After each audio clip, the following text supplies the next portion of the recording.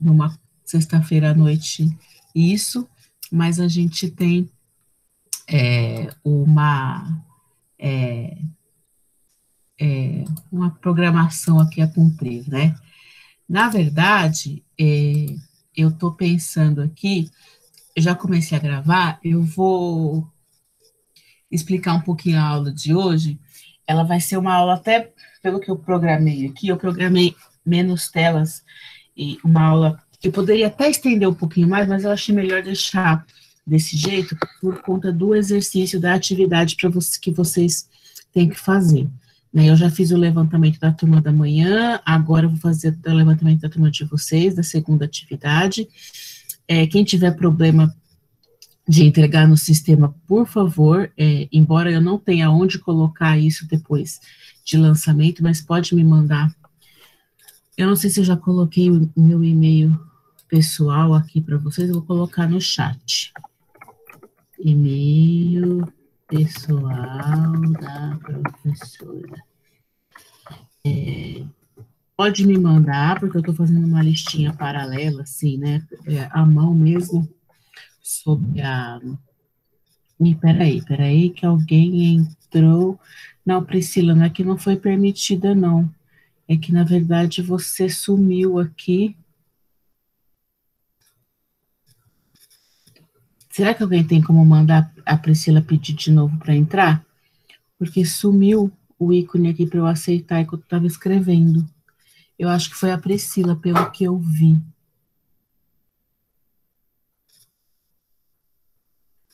Senão eu mando mensagem para ela. Deixa eu ver aqui se eu encontro ela. Deixa eu ver se eu tento adicionar.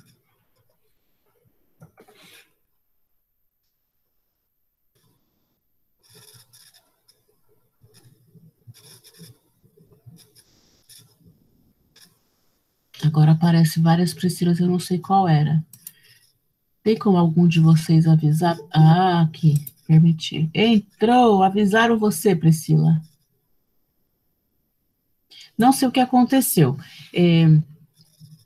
Eu estava digitando meu e-mail e aí aconteceu do link para eu autorizar a Priscila entrar, foi embora. Bom, então vamos lá. Eu coloquei aqui no chat o meu e-mail. Quem tiver dificuldade de entregar pelo sistema, eu vou aceitar. Eu só não sei se eu consigo lançar isso, mas eu vou aceitar, porque eu tenho um controle manual, né? Um controle que eu imprimo a listinha e tal, e marco lá quem fez, aí depois eu vou lá no sistema e confronto, tá? Para dar tudo certo. O que vai acontecer hoje? Hoje é a nossa última aula antes de eu entregar as notas, tá? Então, por isso que a gente tem um tema para falar sobre formas de testamento. As formas de testamento nós já vimos na aula passada, então, na aula passada nós trabalhamos a questão testamentária, mas nós trabalhamos a parte introdutória, a parte de noções gerais, tá? Mais especificamente, nós trabalhamos do artigo 1857 do Código Civil até o 1861, tá? E também falamos lá na frente um pouquinho das disposições gerais sobre a questão do testamenteiro, tá?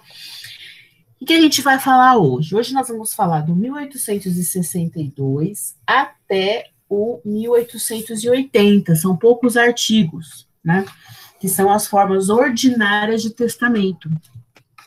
Então, pelos meus cálculos, eu tenho aqui mais ou menos umas 20 telas, e são telas simples, né, que seguem a legislação, enfim, talvez a gente termine até mais cedo. O que é proposital, de certa forma, por conta da atividade, tá? A atividade, como eu não posso deixar vocês entregarem até na outra semana, que vai ser dia 30, exatamente o dia que eu tenho que lançar e entregar essas notas, eu coloquei lá no sistema a atividade e pedi para vocês tentarem entregar para mim até segunda-feira, tá? Então, a gente vai terminar a aula mais cedo para vocês aproveitarem o tempinho da aula e fazer, né? É uma atividade simples, ela é um problema da segunda fase do exame de ordem da OAB, no que diz respeito a essa questão sucessória, tá? O problema está lá na aula de hoje, no AVA. Quem tiver algum tipo de problema, me pergunta aqui, ou então acho que vocês, colegas, já se ajudam, né? Vocês já têm um grupo, enfim, para deixar isso claro. Essas atividades estão valendo 2 pontos, então, só para retomar, eu pedi atividade na semana retrasada, na semana passada e hoje, tá? Então, cada uma delas vai somar 2 pontos. Eu estou considerando, estou lendo as atividades, sim, estou fazendo alguns comentários lá no sistema, mas eu não estou atribuindo nota, porque não faz muito sentido eu atribuir nota ali, sendo que lá fala no sistema, né, no AVA, fala que vale de 0 a 10, e sendo que a gente combinou que valeria 2 pontos. Então, aquele que fez de uma forma coerente, né, claro, porque eu leio, eu vou atribuir os 2 pontos, e o objetivo é esse mesmo, né, tá uma pontuação boa, reconhecendo a realização da atividade, tá? Hoje, especificamente, vocês vão ter menos tempo para fazer, concordo. Por isso que eu estou abrindo a aula, explicando isso, até porque nós vamos concluir a nossa matéria mais cedo também, em função até para permitir que vocês utilizem esse tempo justamente para fazer a atividade. A atividade hoje mudou, então não está relacionado ao que nós vamos ter de conteúdo da aula, tá? Ela é um problema simples, foi um pouco adaptado do exame da segunda fase da OAB, no que tange a questão de civil, né, direitos das sucessões. E a dica que eu dou para vocês a questão não confundam, em hipótese alguma, meação com sucessão, né? Existem e a gente confunde muito isso, a gente teve, não na última aula, mas nas 2 ou 3 aulas passadas, essa questão do que diz respeito à ordem da vocação hereditária, quando que o cônjuge concorre na sucessão, tá? Até porque isso é novo no Código Civil de 2020, comparado ao Código Civil de 16, tá? Então, no que diz respeito à questão do 1829, trabalhem isso. Na verdade, o problema é para pedir para vocês, diante de uma situação hipotética apresentada, que vocês possam redigir um texto dissertativo. Então, não é nada diferente do que vocês já fizeram nas 2 atividades anteriores. A única diferença é que as 2 anteriores foi algo pedido por mim, que tinha relação ao assunto em aula, né? E agora é algo que a gente já trabalhou, não está relacionado à aula de hoje, mas está relacionada à matéria, e porque faz parte de um rol aí de questões que caíram já no exame de ordem. O que a gente pode fazer, o que eu já combinei com a turma da manhã, eu vou combinar com vocês também, é o seguinte, que a aula que vem, a próxima aula, sexta-feira que vem, nós começamos a aula com o padrão de resposta que a OAB divulga em relação a essa questão, tá? Para vocês entenderem um pouquinho do critério, né?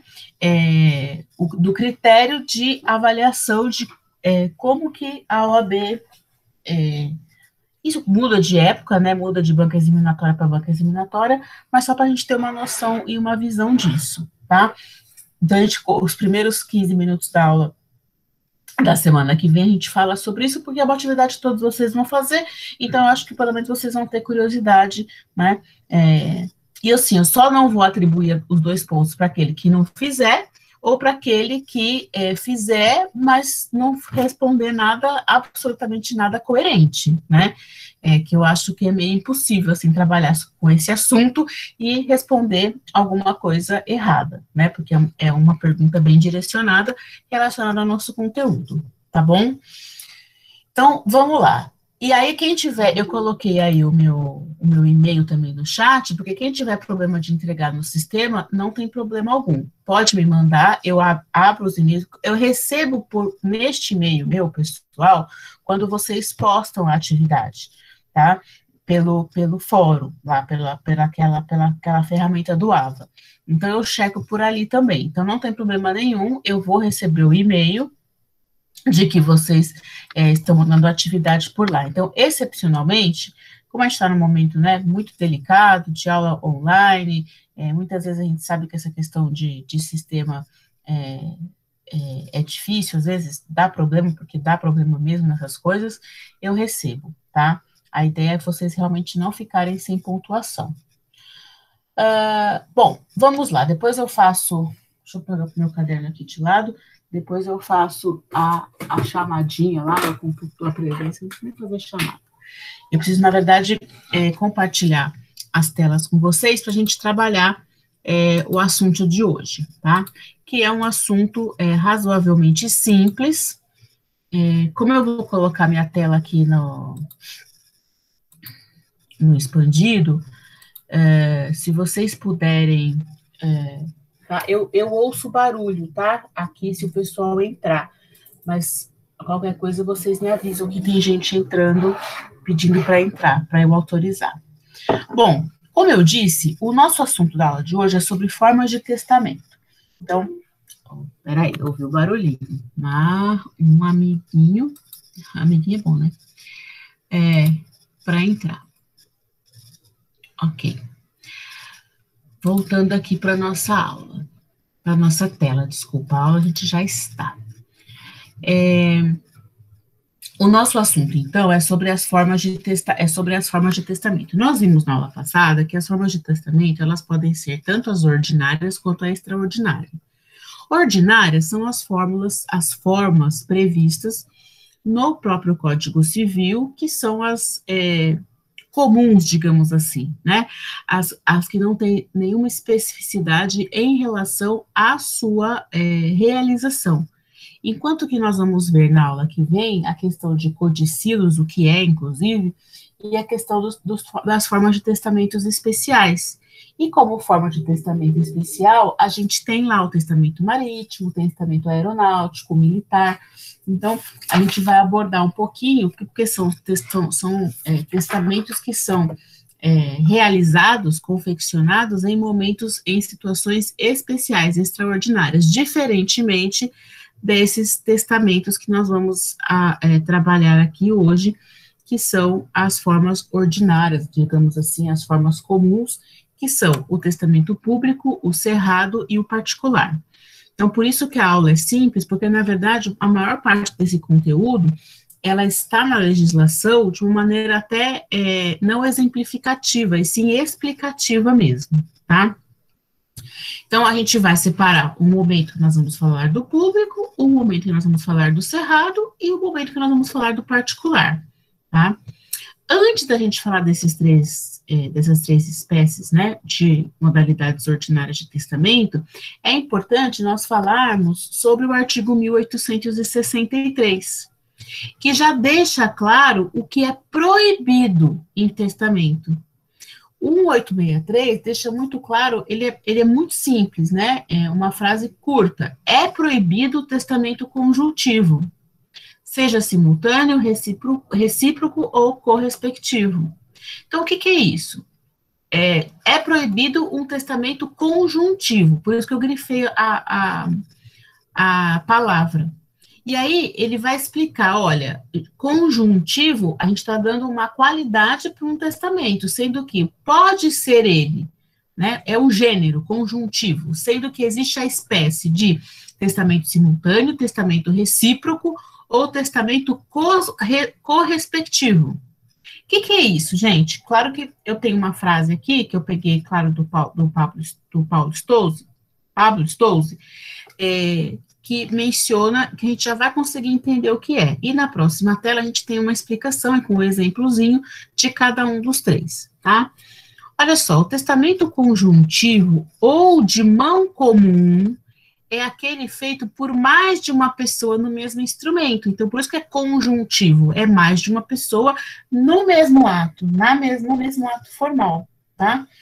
Na realidade, a proibição desse tipo de testamento não tem relação com a forma, mas sim com o fato de o legislador entender que o testamento é um ato personalíssimo e não pode ser feito por duas pessoas, sob pena de assumir um caráter contratual repudiado pelo ordenamento e lhe retirar uma das suas principais características, que é a personalidade e a revogabilidade a qualquer tempo.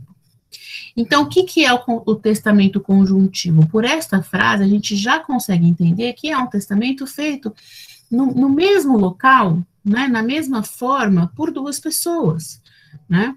E aí nós vamos ver as espécies desse testamento, né? Que pode ser simultâneo, recíproco ou correspectivo. Então, o que a nossa lei trabalha? Nossa lei já deixa muito claro que não é possível fazermos um testamento dessa forma. Por quê, gente? A explicação é óbvia, né? Nós vimos, inclusive, que o testamento é um ato de manifestação de vontade. E aí, como é que eu vou colocar no mesmo local um ato de manifestação de vontade de duas pessoas? Não dá, né? É um ato de manifestação de vontade de uma única pessoa, por isso que é o ato personalíssimo. É um ato personalíssimo, que é uma característica que nós vimos, inclusive, isso na semana passada. E a gente vem vendo isso, né? Desde o início que a gente começa a discutir essa questão de direito sucessório, né? Por conta do evento morte, e só dá para a gente pensar da pessoa natural, né? Bom, aí, na próxima tela agora, eu estou explicando, na verdade, essas modalidades, né, do conjuntivo. A lei fala, inclusive, dessas modalidades, né? O artigo 1863, ela fala, é proibido o testamento conjuntivo. Aí fala assim, seja simultâneo, seja recíproco ou correspectivo, tá? O que é um testamento simultâneo? O nome já fala, né? Aquele que dois sujeitos fazem o testamento ao mesmo tempo, em benefício de um terceiro. Exemplo, Luiz e Beatriz fazem um testamento único, designando Fernanda, me designando aí como a única herdeira da parte disponível. Dá para fazer duas pessoas um único testamento? Não, não dá. Porque a vontade de cada uma que deve prevalecer, né? Não tem vontade das duas, né? Então, isso é proibido pelo nosso ordenamento jurídico. Depois, o recíproco. O que seria isso? Quando os sujeitos instituem um ao outro como herdeiros, né? De forma recíproca. Então, assim, o exemplo seria isso. Luiz e Beatriz fazem um testamento único, no qual a Luísa designa a Beatriz como sua herdeira, da parte disponível, e a Beatriz designa a Luísa como beneficiária legatária da parte disponível dela, tá? Então, isso seria o recíproco. Deixando, né, beneficiando um ao outro, tá? De forma recíproca. E, por fim, o testamento correspectivo. O que seria isso? Quando a benesse estabelecida por um dos sujeitos ao outro tem uma correspondência equivalente.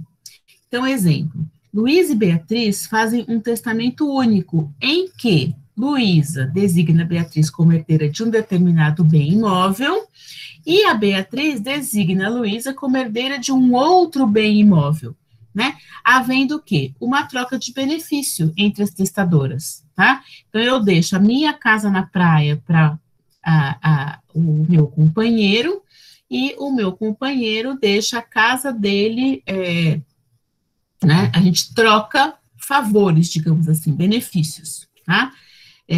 Ou seja, o que a gente entende? Que essas modalidades de testamento não são permitidas no ordenamento jurídico brasileiro, justamente por essa característica essencial do testamento, que é o ato personalíssimo. Outra coisa, gente, antes da gente iniciar aqui, continuar, na verdade, o nosso conteúdo, mas iniciar as formas específicas de testamento. As diferenças entre o público, o cerrado e o privado. Não se esqueçam que nós estamos falando aqui de 50%, de no mínimo 50% do patrimônio do de cujus, tá? Por quê? Porque os outros 50%, isso é norma geral, isso é regra de direito sucessório, né? Os outros 50%, Na verdade, assim, seria 50% se esse de cujos tiver herdeiros, né? Mas os outros 50%, esses 50% que nós estamos mencionando aqui, é por conta da preservação da legítima, da preservação da vocação hereditária, que é o que a gente viu ali na sucessão legítima, tá? Então, a gente está já no momento da matéria que a gente já viu a sucessão legítima e nós estamos trabalhando agora a sucessão hereditária, tá? Acredito eu que dentro de 2 aulas, até porque a gente vai ter todas as aulas direitinho do mês de maio, a gente já consegue encerrar esse assunto para entrar propriamente no inventário e partilha, que é o mais interessante, na verdade, que é o prático, digamos assim, da nossa matéria, mas sem a gente conhecer o conteúdo, a gente não consegue fazer a parte prática do direito sucessório, tá? Bom, feita essa, não é nem introdução, mas feita essa observação, essa lembrança aí entre a gente, vamos começar as modalidades do testamento. O público, o cerrado e o particular. Só para a gente entender, o testamento público vai do artigo 1864 até o artigo 1875, então são 11 artigos aí que... Ai, desculpa, perdão, volta. Vai do artigo 1864 ao 1867, tá? Então, são 4 artigos só que regulamentam o testamento público. O testamento cerrado vai do 1868 ao 1875, são 8 artigos, é o dobro de artigos do testamento público, e o testamento particular também não são muitos artigos, é do artigo 1876 até o 1880. E dá para a gente trabalhar e ver evidentemente a diferença entre eles, tá? Vamos começar com o testamento público. O que a gente pode falar dele? Primeiro, o testamento público, ele é aquele testamento elaborado por um tabelião. Se não for tabelião, aquele que tem legalmente pode substituí-lo, tá? E ele tem que ser registrado no cartório, à perspectiva do princípio da publicidade. Porque senão o testamento não seria público. Nós vamos ver que seria possível fazer o testamento particular, seria possível fazer o testamento cerrado, tá? No caso aqui, o público, ele necessariamente tem que ser elaborado por um tabelião, tá? No cartório, por conta da publicidade. Então, é um negócio jurídico solene, a lei estabelece requisitos formais de validade, esses requisitos formais de validade, a gente vai ver a seguir, estão no artigo 1864 do Código, e descumprindo esses requisitos, desses artigos, do parágrafo único, por exemplo, pode haver nulidade ou da cláusula correspondente, onde se encontrar a nulidade, ou até mesmo do testamento como um todo, tá? Aí vai depender do conteúdo.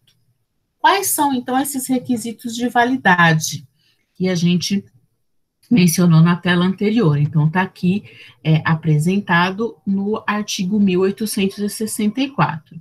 Então, são requisitos de... um plano, na verdade, assim, como é um negócio jurídico, ele precisa passar por essa questão de existência, validade e eficácia, tá? O que a gente pode dizer desse artigo? Primeiro, o primeiro requisito essencial está no inciso 1º, né? Qual é? O testamento ser escrito por um tabelião, ou, no caso, substituto legal, no livro de notas, de acordo com a declaração do testador, podendo, inclusive, servir de minuta ou de apontamento, tá? Segundo, ele tem que ser lavrado em um instrumento, né? Então, tem que ter a forma, tem que ser lido em voz alta pelo tabelião, ao próprio testador, e 2 testemunhas, a um só tempo. ou pelo testador, se o quiser, na presença dessas testemunhas, então, ou o próprio testador pode ler, né, na presença deste oficial, desse tabelião, e das testemunhas, né. E também, aí o inciso terceiro vai falar que esse instrumento, depois dessa leitura, tem que ser assinado pelo testador. Só pelo testador? Não, pelo testador, pelas testemunhas e pelo próprio tabelião, ok? Bom, e aí? O parágrafo único vai falar o seguinte, olha, o testamento público pode ser escrito manualmente ou mecanicamente, bem como ser feito pela inserção da declaração de vontade em partes impressas no livro de notas, desde que rubricadas todas as páginas pelo testador, se mais de uma página, né? Mais de uma. Então, essa é a formalidade, tá? Para se fazer um testamento público. O próprio nome já fala, ele é público, o que significa que, né, ele fica arquivado, né, num cartório de notas, num livro, e pode vir a ser de conhecimento, né, o conteúdo desse testamento, e ele pode ser requisitado por um terceiro, a gente vai ver isso mais à frente, por um terceiro interessado em conhecer este conteúdo, tá? Porque o testamento é público, certo? Se o testador quiser trabalhar com um conteúdo sigiloso, ele não vai escolher o testamento público, ele vai escolher o testamento cerrado, tá?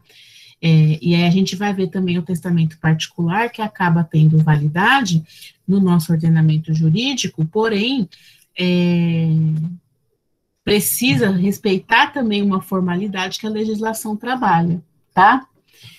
Então, vamos voltar aqui, porque eu estou fazendo sempre comparação, né? Vamos voltar aqui para o testamento público. A gente esgotou o assunto? Ainda não. Na verdade, a gente precisava entender o seguinte, essa questão é das características pessoais do testador, tá? Por quê? Porque a gente encontra lá no artigo 1865 a seguinte proposição: se o testador não souber ou não puder assinar, o tabelião ou o seu substituto legal assim o declarará, assinando, neste caso, pelo testador e a seu rogo, uma das testemunhas instrumentárias. Ou seja, o legislador previu que pode acontecer do testador não ter alguma condição de elaborar, né, ou se uma condição, alguma característica pessoal que o impede, na verdade, de realizar a assinatura, tá? É o que está colocando aqui, ó, ele pode estar com o braço engessado, ou que é uma limitação temporária, ele pode ter uma limitação permanente, a questão dos braços amputados, né? Ou seja, ele pode ser um indivíduo analfabeto, tá? Enfim, o legislador tem que prever o maior número de hipóteses possíveis, tá?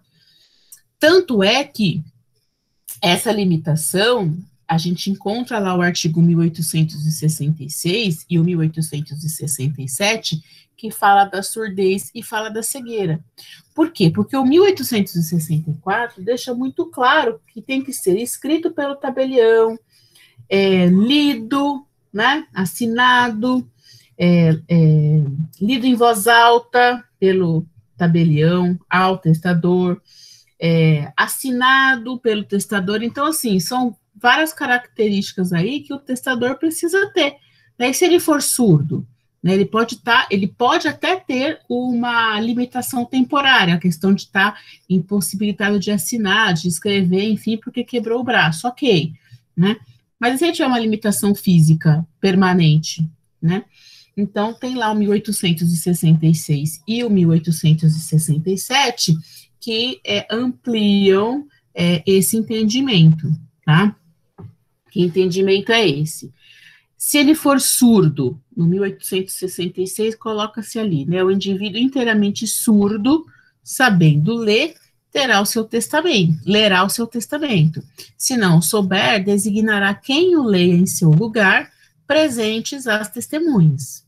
E se ele for cego, está no 1867, só se permite o testamento público que lhe será lido em voz alta 2 vezes, uma pelo tabelião ou por seu substituto legal, e a outra por uma das testemunhas designada pelo próprio testador, fazendo-se de tudo circunstanciada a menção no testamento, para certificar, né, que o teor que o testador está lendo é o mesmo teor que a testemunha esteja lendo, fazendo com que o testador cego se certifique disso, tá?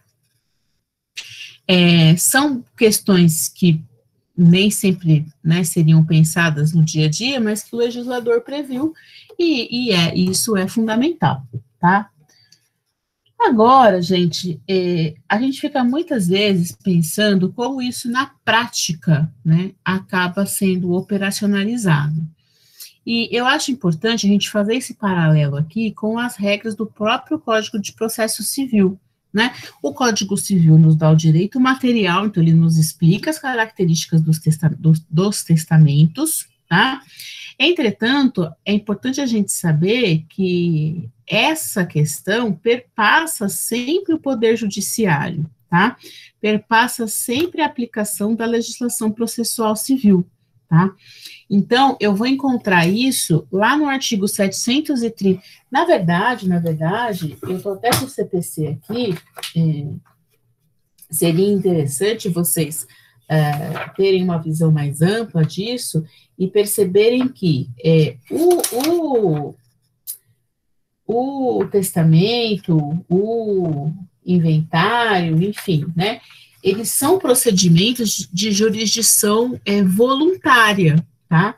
Então, significa o quê? Significa que a pessoa precisa, né, ela voluntariamente inicia essa ação, esse processo, tá? E aí, se eu encontrar, lá do artigo 735 até o 737, eu vou encontrar regras em relação aos testamentos e os codicilos, tá? Tanto é que o 735, ele já fala especificamente do testamento cerrado, porém, quando eu entro no 736, ele diz respeito especificamente ao testamento público, mas se remete aos parágrafos do 735 do que diz respeito à abertura de testamento, tá? Então, os parágrafos do 735 eu também aplico no que couber, né, ao caso de abertura de testamento público. Olha lá o que o 736 menciona. Qualquer interessado exibindo o traslado ou a certidão de testamento público poderá requerer ao juiz que ordene o seu cumprimento, observando-se no que couber, aí vem os dispositivos dos parágrafos do artigo 735, tá? Que é o quê? A abertura, no termo da abertura do testamento, vai ter que ter o nome do apresentante, aquela pessoa que está apresentando o testamento, a data e o lugar do falecimento do testador, as provas, né? Vai ser ouvido o Ministério Público, vai ser intimado o testamenteiro, lembra que a gente viu sobre o testamenteiro na aula passada. Se não houver esse testamenteiro nomeado ou ele for ausente, vai ser, de acordo com as regras da lei, o juiz vai nomear o testamenteiro dativo, observando a preferência legal, né, que é a questão dos sucessores, do cônjuge, que nós também vimos na semana passada. E esse testamenteiro vai ter que cumprir essas disposições testamentárias, tá? A gente vai voltar nessas regras aqui do Código de Processo Civil a hora que a gente falar sobre o testamento cerrado, porque se vocês estão observando a tela, o 735, ele diz respeito ao testamento cerrado, mas que a gente usa na aplicação da abertura do testamento público, tá? Agora, essa tela ficou bem a letra ficou pequena, peço desculpas, eu quis expor aqui essa questão da publicidade do testamento público, contando um pouquinho como é que funciona o sistema no estado de São Paulo. Eu vou ler e vou explicando, e depois vocês, qualquer coisa, pesquisem aí melhor essa questão do SENSEG, tá? O que é isso? Deixa eu só explicar antes de ler propriamente dito. Hoje em dia, para a gente fazer, um dos requisitos da gente fazer inventário, tanto judicial quanto extrajudicial, um inventário que respeite a legítima, né, que respeite a ordem da vocação hereditária, o falecido não ter deixado o testamento. E aí, eu preciso, inclusive, pedir uma certidão no SENSEG que vai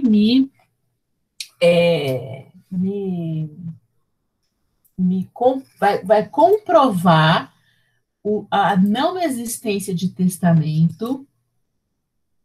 Eu tô dando essa pausa aqui, porque eu estou entrando aqui no site, que eu quero falar para vocês, quem tiver interesse, né? Inclusive,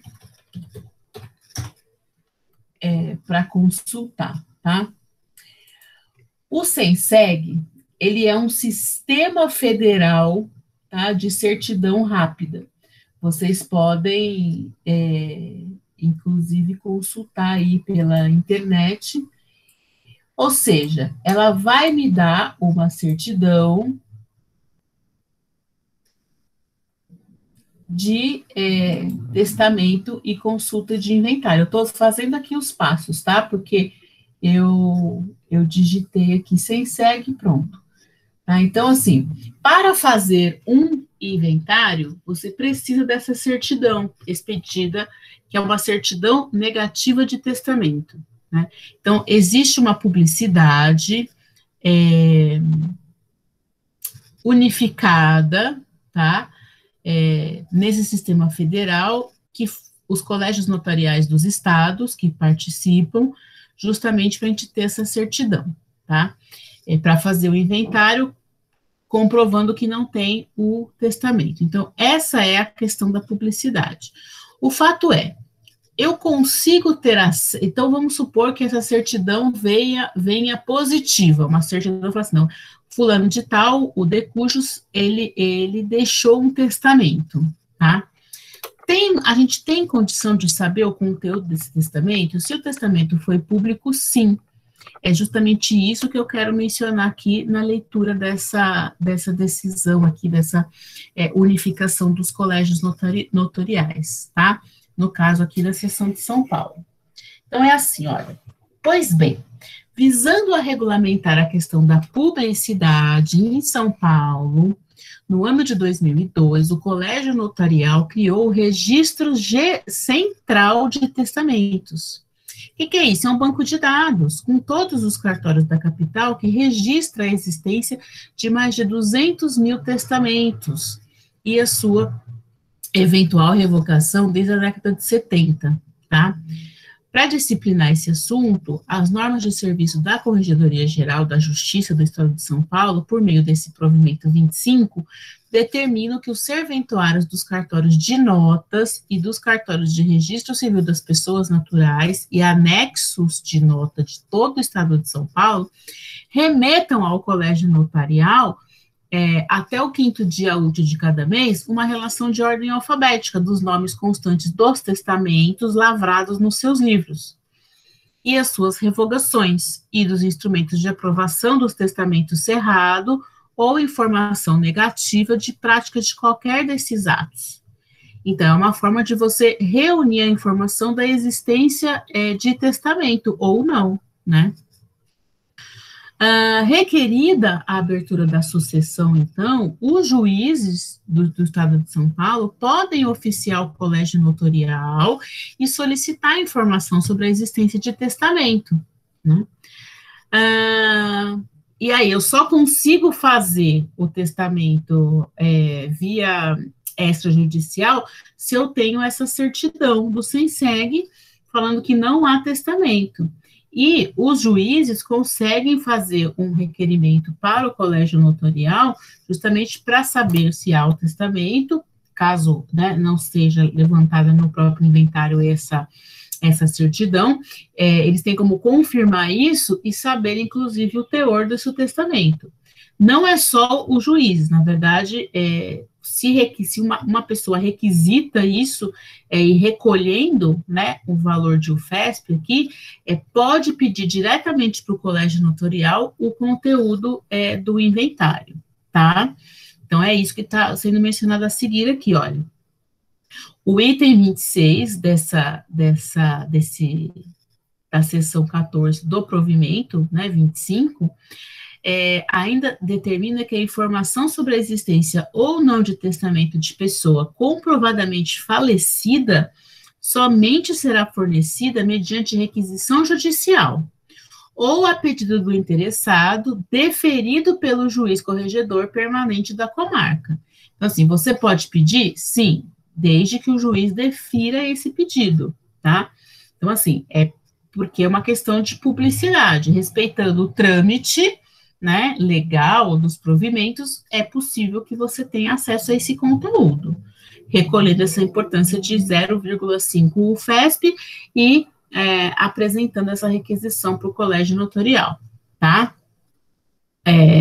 Recolhendo, inclusive, a taxa do correio, enfim, né?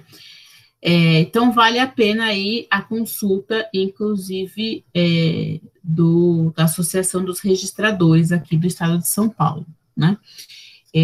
Eu acho que é uma matéria importante para a gente discutir, na verdade, para vocês conhecerem essa parte do procedimento, tá?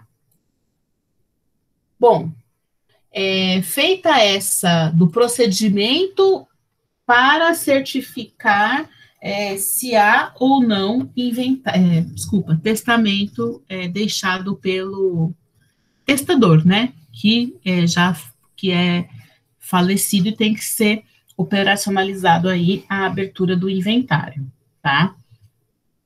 Bom, feita essa exposição, a gente conseguiu aqui concluir as explicações sobre o testamento público. Então, vamos para onde agora? Vamos para o testamento cerrado. Então, a gente tem o cerrado e o particular ainda. O cerrado, é interessante que o próprio nome já fala. O que ele é? Cerrado. Significa que ele é o quê? Fechado. Né? Significa que o conteúdo dele é sigiloso. Né? Então, assim, olha, para evitar controvérsia, o que deve fazer o testador, se ele tiver realmente, se ele realmente não tiver interesse, não quiser de forma alguma que as outras pessoas conheçam o conteúdo dessas disposições testamentárias antes do advento da sua morte. Então, antes dele falecer, tá? Por isso que existe essa segunda modalidade, que é a modalidade de testamento cerrado, tá? Ela é uma modalidade peculiar, ela é escrita pelo próprio autor ou por alguém a seu pedido, então, esse alguém a seu pedido já teria conhecimento do conteúdo desse inventário, porém, essa pessoa, ela está comprometida perante a questão ética, profissional, inclusive, de manter esse conteúdo em sigilo, tá? Porque ele assina, inclusive, se responsabilizando por este conteúdo. O caput do artigo 1868 deixa isso muito claro. Ele fala assim, olha, o testamento escrito pelo testador, vírgula, ou por outra pessoa, vírgula, a seu rogo, ou seja, a seu pedido, e por aquele assinado, será válido se aprovado pelo tabelião ou seu substituto legal, observadas as seguintes formalidades. Então, mas o tabelião tem que aprovar, o tabelião não aprova o conteúdo do testamento. Ele aprova, na verdade, que foi realizado da forma com que o autor pediu, né, ou orientado por alguém, ou da forma que ele realmente queria, né? E ele certifica. O que o cartório faz? O que o tabelião faz? Ele fala assim, não, existe um testamento, né? Só que não alcança o seu conteúdo. O tabelião não tem conhecimento deste conteúdo. Então, olha só, a palavra cerrado, ela é utilizada aqui justamente nesse sentido, de que se trata de uma disposição testamentária fechada, ou seja, de conhecimento extremamente limitado, extremamente restrito, apenas pelo testador, ao testador, tá? Daí muitos vão falar de segredo, misticismo, né, dessa modalidade de testamento. Qual que é a vantagem? A vantagem é que a vontade, a manifestação de última vontade do testador, de fato, ela é mantida em sigilo, né? Inclusive, ela é de desconhecimento do próprio tabelião e das testemunhas. O que acontece? Eles só testemunham, eles só presenciam o ato da existência do testamento, tá? É isso que a gente vê aqui nos parágrafos, nos incisos, desculpa, seguintes do 1868, tá? Então, olha lá, eu já li o caput, vou reler. O testamento escrito pelo testador ou por outra pessoa a seu rogo e por aquele assinado será válido se aprovado pelo tabelião ou o seu substituto legal, observadas as seguintes formalidades. Quais são as formalidades? Então, primeiro, o testador tem que entregar para o tabelião esse testamento na presença de duas testemunhas. O testador tem que declarar que é o seu testamento e quer que ele seja aprovado. O tabelião vai fazer o quê? Ele vai lavrar esse auto de aprovação na presença de duas testemunhas e vai ler em seguida este auto de aprovação para o testador e para a testemunha, tá? Esse auto vai ser assinado pelo tabelião, pela testemunha e pelo testador, tá? Ele pode ser escrito mecanicamente, pode ser escrito à mão, enfim, né? Desde que tenha lá a numeração, a autenticação, a assinatura nas páginas, de todas as páginas pelo testador, tá? O testamento cerrado, então, ele tem que ser apresentado para o oficial de registro, embora o oficial de registro não possa ler o termo, né, do testamento, né? O tabelião faz o quê?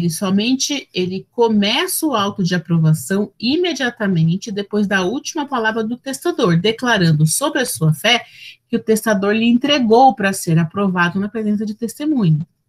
E aí ele é passado a serrar e coser o instrumento aprovado. Aí a gente fica meio, né? Serrar e coser, né? É o termo da lei. Isso está no 1869, tá? Do Código Civil, logo em seguida, tá? O que é isso, né? O testamento vai ser serrado e costurado? Né? A lei fala de costurado. Claro que hoje em dia, se criou, né, até quem tem muita gente que faz curso de colégio notarial, né, para poder fazer o concurso, enfim, de ter a possibilidade de ter cartório. Hoje em dia é assinatura eletrônica, né, e fica criptografado, fica guardado isso, e só o tabelião, o oficial lá que tem acesso, tá? Então, realmente, esse conteúdo, esse testamento cerrado não é mais só em papel, né, pode sofrer risco de incêndio, enfim, existem os meios magnéticos, né, mas existe uma segurança, uma proteção desse dado, tá, que de fato ele é cerrado, né. Nos dias atuais, inclusive, outras formas, né, a lei permite, o entendimento permite que se use outras formas de guardar isso, né, uso de cola, de selo, enfim, e inclusive, mais ainda hoje em dia, essa questão da criptografia, da assinatura digital, de chave de segurança, né, que a gente tem um sistema de segurança bancário, seria a mesma coisa nessa questão, tá? Embora possa existir ainda essa cópia física que não pode ser aberta, né, antes do evento morte, tá? E não é público, a ideia é essa, né? Tanto é que se for vislumbrada alguma questão de abertura de lacre, enfim, é possível vislumbrar aí uma nulidade, tá? Então, é importante ele não ter sido violado, respeitando a vontade do testador, porque se o testador optou por fazer o testamento cerrado, é porque ele não quer que seja público, de fato, a sua declaração de última vontade, né? Ou seja, que esse conteúdo seja de conhecimento dele somente após a sua morte, tá? Bom, lembrando que a gente já viu isso, não podem ser nomeados herdeiros e nem legatários essas pessoas que trabalham na efetivação desse testamento, tanto do público quanto do particular, né? Então, assim, a pessoa que escreveu o testamento não pode ser nomeada herdeira, não pode ser legatária, no caso aqui, nem o seu cônjuge, nem o seu companheiro, nem o seu ascendente, nem seu irmão. As testemunhas aí que são necessárias não podem ser legatárias. O concubino, né, embora essa palavra seja ridícula, mas enfim, né, do testador casado não pode ser legatário, tá? O tabelião, seja ele civil ou militar, seja ele que faz o testamento aeronáutico, militar, enfim, também não pode ser nomeado legatário, tá? Ou seja, beneficiário do testamento, porque ele está lá como testemunha, ele está lá como tabelião, como oficial, realizando esse ato, tá? Chegamos aqui na próxima tela, que é a questão da relação com o procedimento, com o Código de Processo Civil, tá? Então, volto a dizer, esse procedimento de abertura de testamento está previsto do artigo 735 até o 737 do Código de Processo, porque é um procedimento de jurisdição voluntária, tá? Então, olha só, havendo testamento, ele vai ter que ser aberto, e isso se torna um processo judicial, porque é o juiz que vai autorizar essa abertura, tá?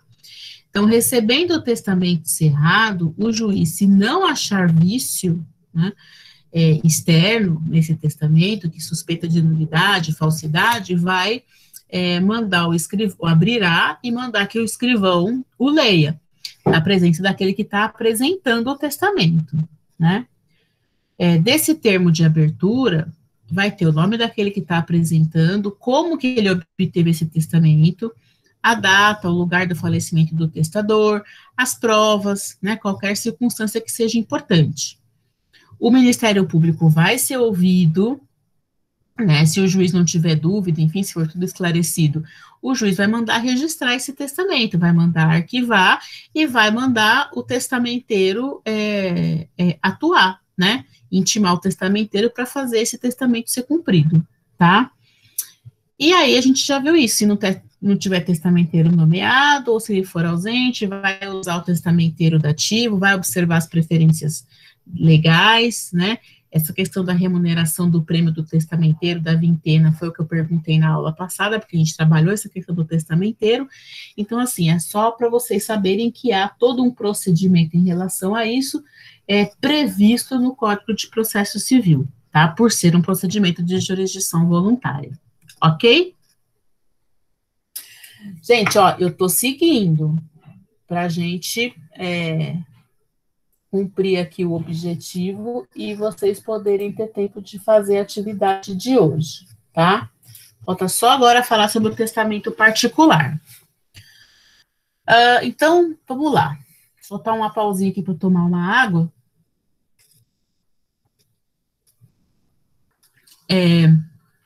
Vamos entender o seguinte.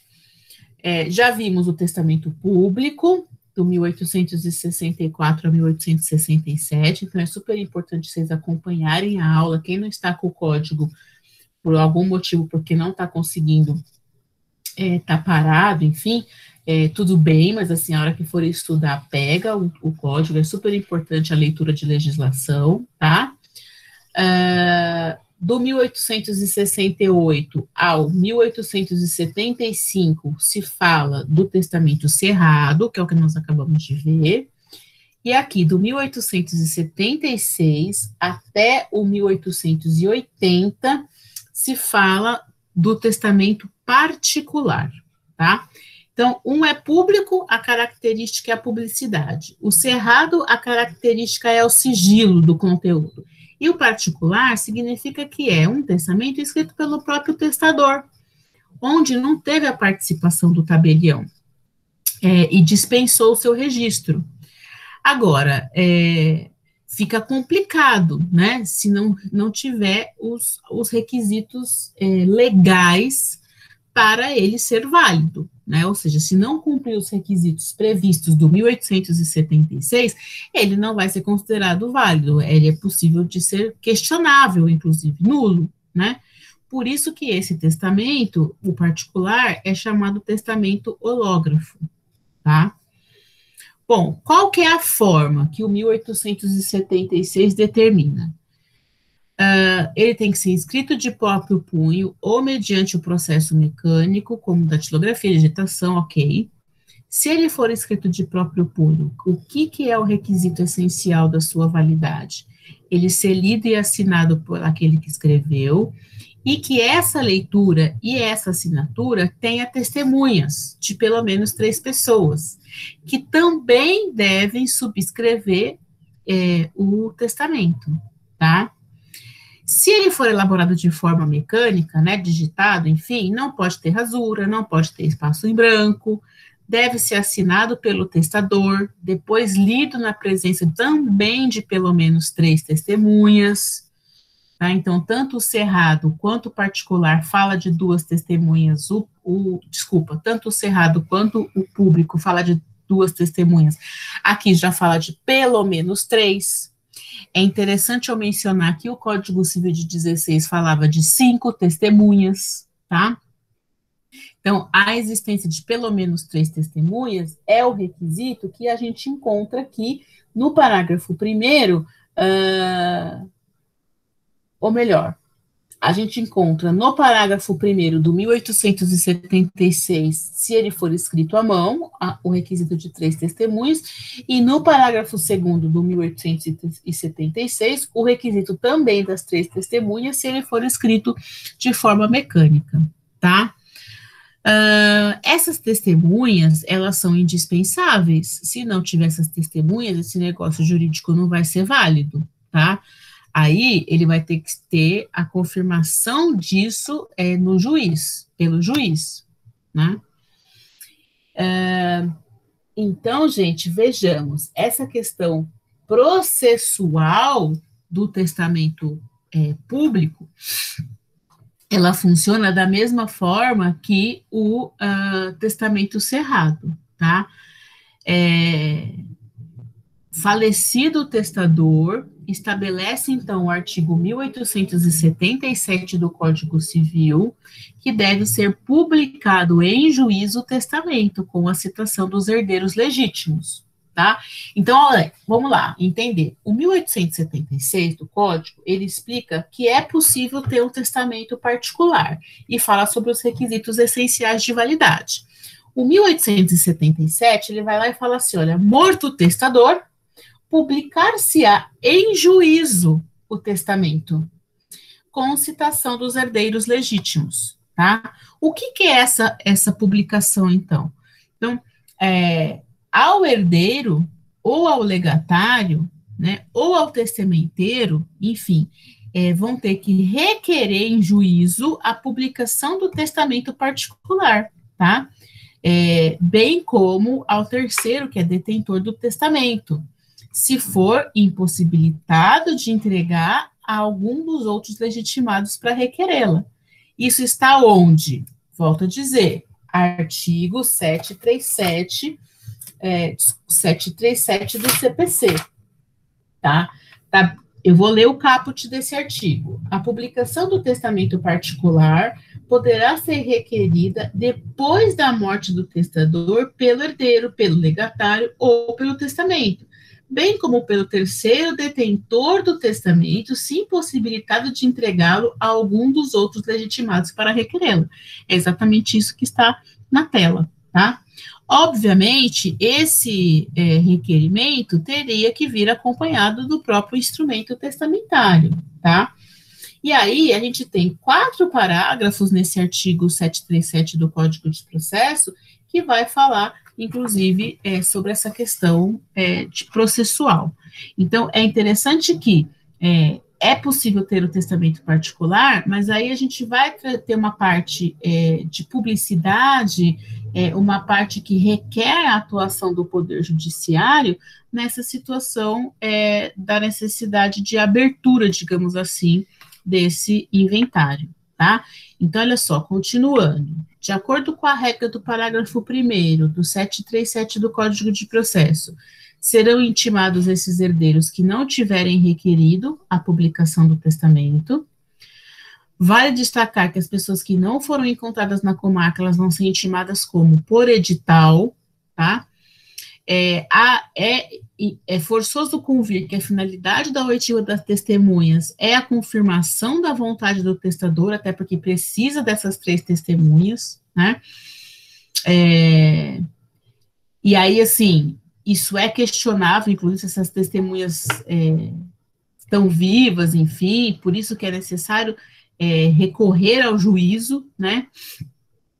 Por conta da questão da preservação da segurança jurídica, porque é um testamento feito sem ausência, né, sem registro, com ausência do registro, né, então isso tem que ser pensado, e nesse sentido a gente tem o 1878, que fala, olha, das testemunhas, né, se as testemunhas forem contestes sobre o fato da disposição, ou ao menor sobre a sua leitura perante, ao menos sobre a sua leitura perante elas, e se reconhecerem as próprias assinaturas, assim como do testador, o testamento será confirmado. Então, olha a importância dessas testemunhas nesse momento, tá?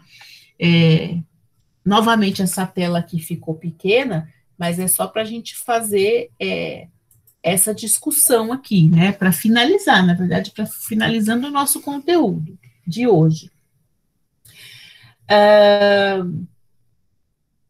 Olha só, o que o 1879 coloca. Em circunstâncias excepcionais, declaradas na cédula, o testamento particular de próprio punho e assinado pelo testador, sem testemunhas, poderá ser confirmado a critério do juiz. Então, perceba, né?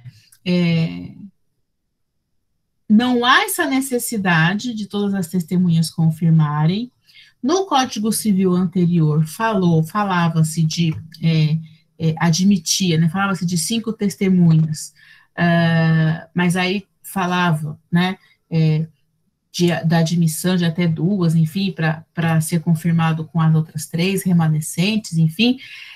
O que aconteceu com o Código de 2002? Ele passou a exigir 3 testemunhas, somente para validade, e mesmo assim ele fala numa possibilidade de ausência de testemunha, que é o 1879, tá? Então, assim, o Código Civil atual, ele não só alterou o número de testemunhas previsto para a validade desse testamento, como expressamente previu no 1878 isso, que se faltou a testemunha por morte ou ausência, ou se pelo menos uma delas reconhecer, o testamento vai ser confirmado, né? Ou então, se a critério do juiz houver prova da sua veracidade, né? Então, não é necessário ter uma maioria absoluta, um quórum para validade do testamento particular em relação à testemunha.